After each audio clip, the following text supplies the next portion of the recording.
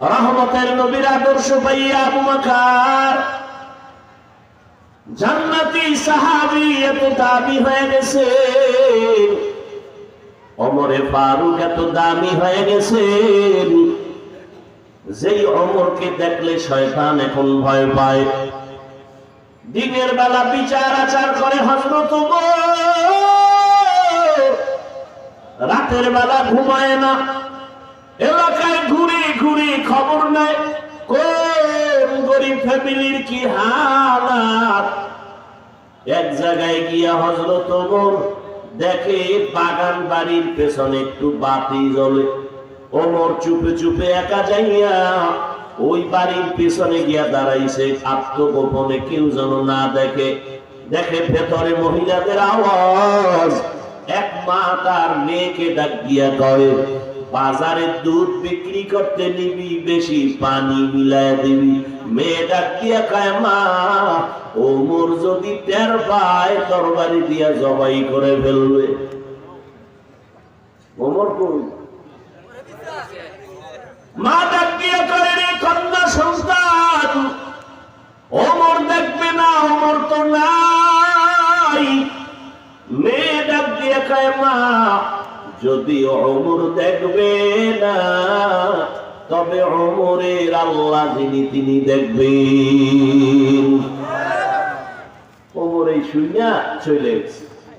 পরের দিন ওই নারী মেয়ে মা দুজনকে আদালতে ডাকলেন, যাও অমুক এলাকার বাড়ির মেয়ে আর মা দুজনকে ডেকে নিয়ে আসো।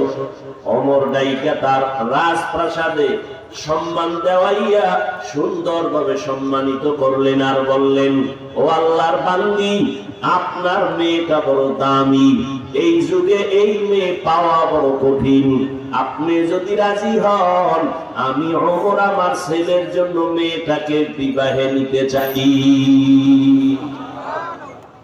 তাদের কুদরত দানি বরকামাল, আনতা রব্বি আনতা হাসবি যুল জালাল, তুহি কাদের জলিলুল্লাহ জাহাদাত, বহর হালে তুহি মেরা নিগাহদার।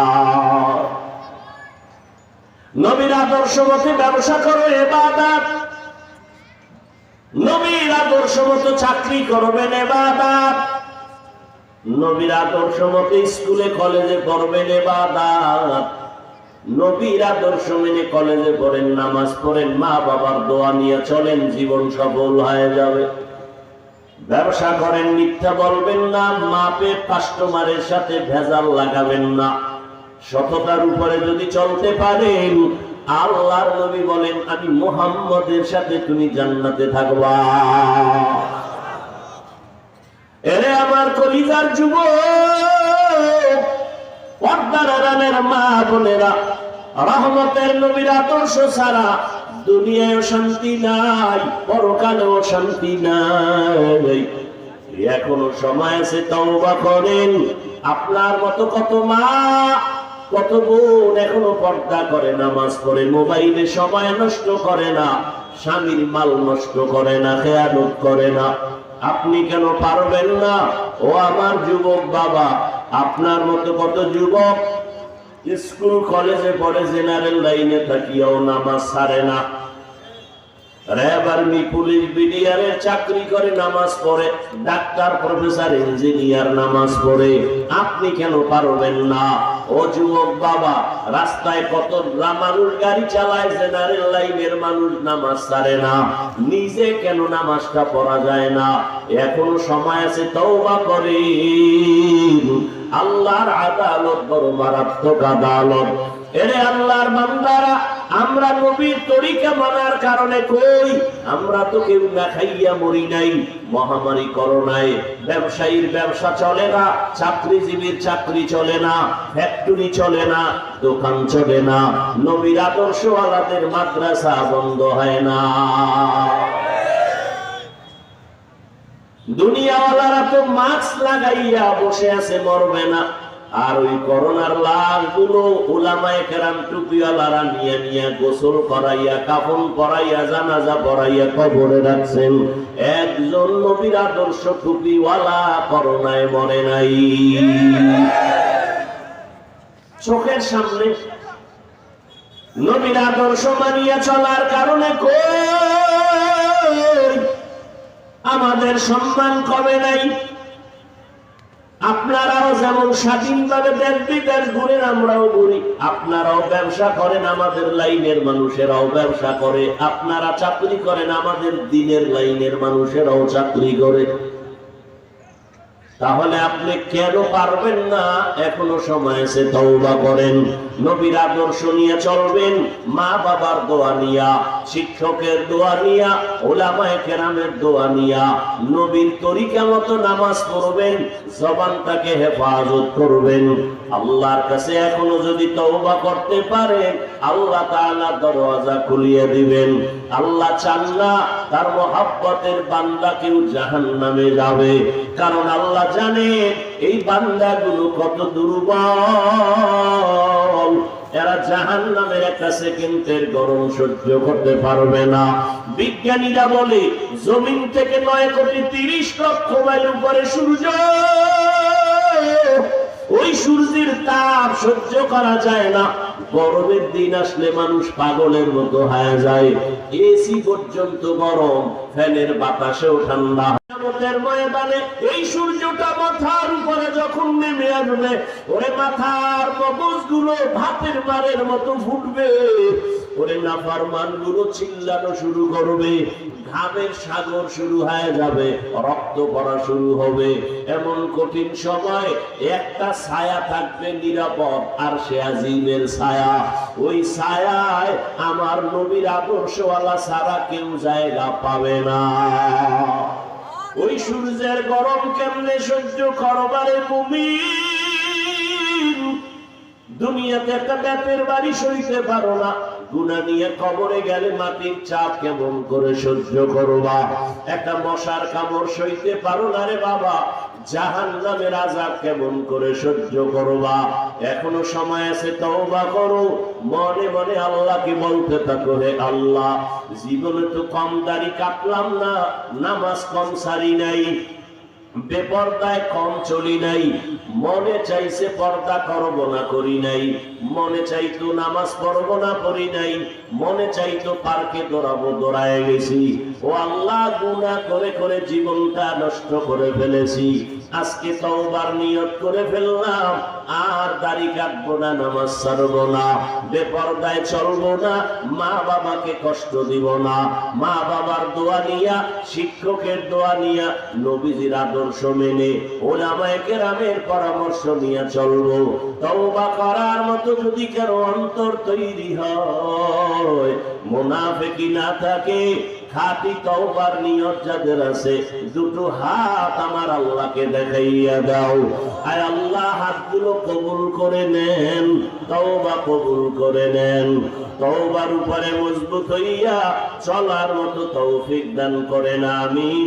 আলহামদুলিল্লাহি রাব্বিল আলামিন, والصلاة والسلام على سيد الأنبياء والمرسلين وعلى آله وأصحابه أجمعين يا أرحم الراحمين يا أرحم الراحمين يا أرحم الراحمين رب ارحمهما كما ربياني صغيرا اللهم إنك عفو كريم تحب العفو فاعف عنا اللهم إنا نسألك رضاك والجنة ونعوذ بك من سخطك والنار উদয়ার মালিক গুনাহের বোঝা নিয়ে আপনার দরওয়াজায় হাজির।